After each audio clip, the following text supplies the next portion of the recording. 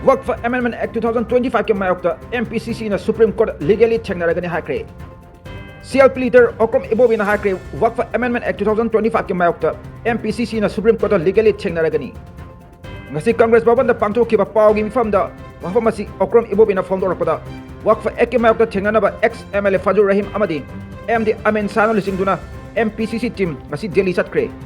Lakliba ningthau kaba natrog lebak pokda case file tawragani hari. Makna makata na hai ek asi India के constitution na pili ba chating ba lining chacha na bigi ayaba secular state to singnabani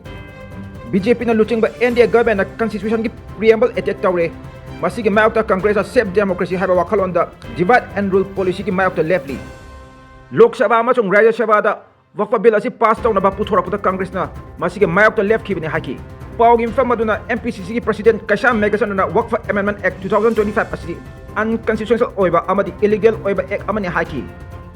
Constitution na piba Article 1525 amasung 26 khongaw na duna fundamental rights ke Mayokta Waqf Property Act asibu partially amadi akak na Muslim khakta gi Mayokta lairi haki ND gi alliance poiba JDU amadi NPP na Waqf Amendment Bill bu Act ona puthorapda Parliament House animakta atingba pikhidaba tumin election khraga hojik bill asi Act olaba matamda yaningda phongdorakpa